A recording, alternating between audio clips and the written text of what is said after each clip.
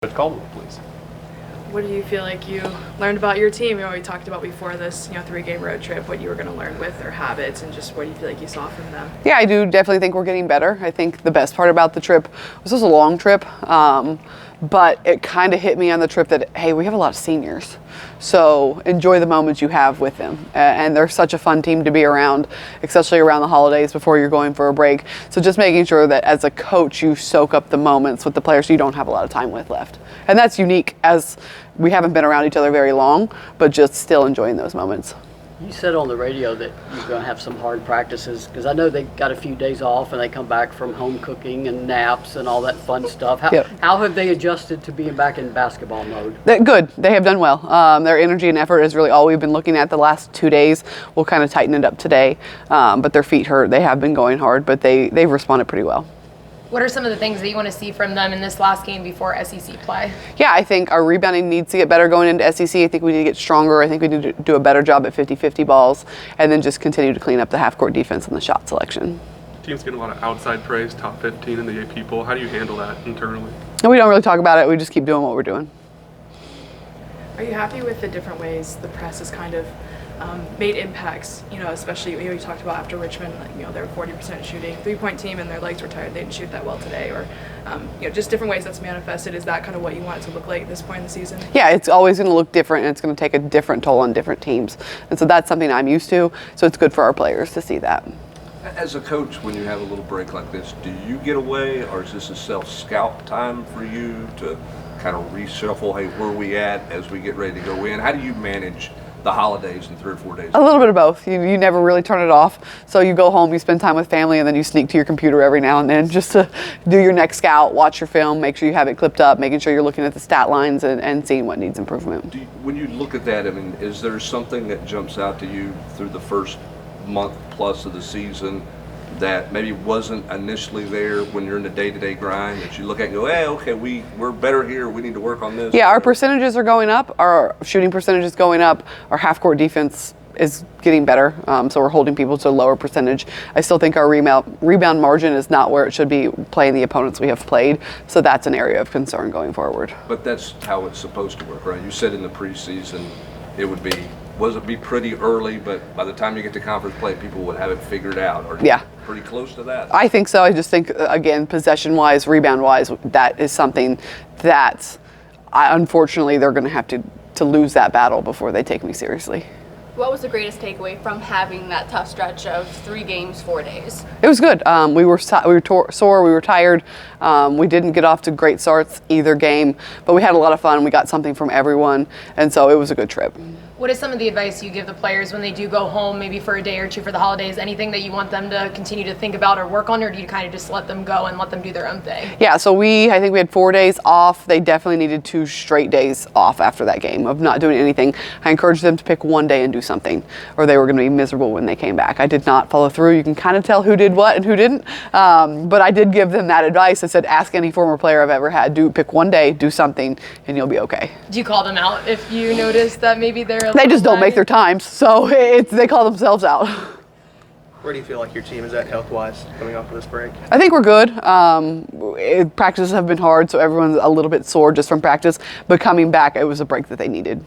You're now going to meet the third Meek, the royalty of Lady Vols. You got to see Tamika catching when she came here. You met Shamiqua Hall in New York. Now Samika Randall brings her team here. What do you see from the Eagles? Have you had time to take kind of an in-depth look at them?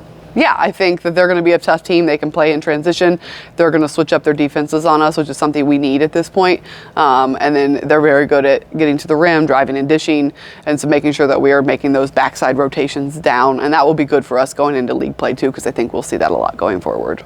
Mentioning that, how do you think your team has been able to adjust and game with these 3 different opponents you faced those last 4 days, and then getting ready for a team that will switch up its defenses on you? They adjust pretty well. I was impressed by that, of not having a lot of prep time. Thankfully, Tulsa and Richmond were very similar. They played kind of a 5-out, similar offense, so that was easy for us. We didn't really have to change up a lot of going against a man in the zone and then a press. But we didn't have any prep whatsoever. We didn't have a shoot-around or a practice time going from Richmond to Tulsa. So they did pretty well just by learning on the film and walking through what we could walk through in the hotel. Is there anything that you look for outside of maybe team stats that you're looking for at this point in the season before conference play, or habits in practice, or anything you don't have to harp on anymore? Like, do you see things building in that sort of sense? Yeah, I think so. I think our leadership could still get a little bit better going into conference play, just playing with more of a sense of urgency because it's time now to really see where we stand. And we will meet on that when we get back after this game. I've often said the SEC, and I'm not looking ahead, I'm not asking for a scout of A&M, anybody coming up, but it's a league for grown women. Yes. And Jill Spear, a year ago, had no idea what the SEC was like. Now she does. Obviously, Talasia does. You've got returning players. You've got Samara Spencer, who played at Arkansas. Are some of these other players going to have to see what the physicality and speed are? They just going to have to experience to understand how physical and fast this league is? I think so, because we tell them you can't box this girl out. You're not going to be able to box someone in the SEC out. You can't do this. You can't grab a ball with two hands. Somebody else in the SEC is, and we have those conversations. And I obviously am part of the group that hasn't seen it, but I've seen enough film to know that we got to get stronger and more physical if we're going to be able to compete. At the beginning of the season, you kind of mentioned how foul trouble in practice, they kind of thought that they didn't foul. How have you seen them take more accountability as the season has gone on and they have that game experience of knowing when they are in foul troubles and are fouling? Yeah, I think thankfully it hasn't really hurt us yet. I still think we could do a better job of adjusting to officials, making sure, hey, they're calling the game tight. We have to kind of change the way we are playing a little bit, at least for a little while, maybe not for the whole game, but at least for the remainder of the quarter until the media, and just making those adjustments instead of getting so frustrated. I think our Memphis game, we did get really frustrated, and fouls became frustration fouls, which is something an area we need to grow in. You mentioned at the beginning, enjoying the time with your seniors. I saw you guys did the gingerbread house competition. Just how sweet was that? Was there any, moments that you kind of cherished from that? Yeah, I mean, just being around them in general is just fun. On the bus, they're telling jokes. On the way to the gym, when we get there early, we are always out, so we're sitting on the bench and they're sitting with us. And so just anytime we're around each other, we do have a good time. And it doesn't have to be scripted, it doesn't have to be planned. Free throw shooting is just one of those vexing things sometimes. If you look at the stats, some players are really doing well, some players are struggling. How do you address that as a coach? And I'm wondering specifically, as you move into tougher competition and close games, does that free throw shooting affect sometimes who you can have on the floor late in a tight game? Yeah, it does. It is definitely an area that's gotten worse recently. You talk about looking at stats. That's something we talked about in game of our three-point shooting percentages or foul shooting percentage has gotten bad maybe the last 4 or 5 games. It's not something we really talk about. They don't want to get in their heads. We'll just practice it more and encourage them to get more shots up. You mentioned the seniors, but Kanaya, how have you seen her grow in her freshman year? Yeah, she's big. She's had 2 really good days of practice, and just making sure that she has confidence. I think it's my job to make sure our true freshman has confidence and knows that. And so there's been a few games where I think she's maybe shied away from competition, and then we've just tried to pour into her and be like, hey, you're on the floor for a reason. You're really good. You're one of our best defenders, if not our best defender. Get out there and do what you do. And I think her last couple games showed that. You mentioned leadership is kind of something you want to see grow. What would the ideal leadership out on the court or in practice look like to you? Yeah, I think us having to repeat things less and them getting to what makes me mad before I have to say it. And they should know that by now, of just making sure that they're paying attention. Jewel has done a really good job since she's come back of just making sure her team is on the same page, making sure they know the plays, making sure everyone on the floor knows the plays, but just making sure that they get to things before I do. One thing you really need in your offense is somebody who could hit threes. Sarah Puckett has struggled up until the last game. How good was that to see Sarah just get back on track? It was great. It was great. I knew it was only a matter of time, and so hopefully we can keep that momentum going forward. We need her. Do you think those couple of games playing Coach Jewel kind of helped her when she got back into practice to be that leader? Yeah, I do. I do think so. She played really well. She's pushing through some pain, and she looks even better now than she did in the last couple games, so that's good. What have maybe some of those messages or conversations with Sarah Puckett been like as she kind of has had these ebbs and flows from the perimeter? Yeah, just a lot of listening, telling her I believe in her. She wouldn't be on the floor if I didn't believe in her. To just go back to having fun and take all the pressure off of yourself.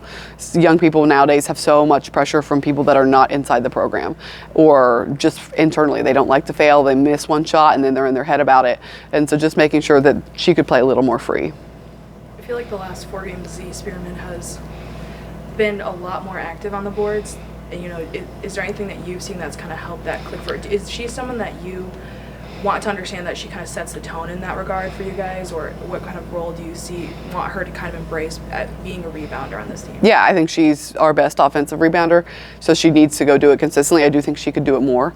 And Ruby also does a really good job of just going to the rim and getting them when we need them, when things aren't going our way, which really helped us, especially in the Memphis game, helped us on a little run there, as when those two just went and got offensive rebounds.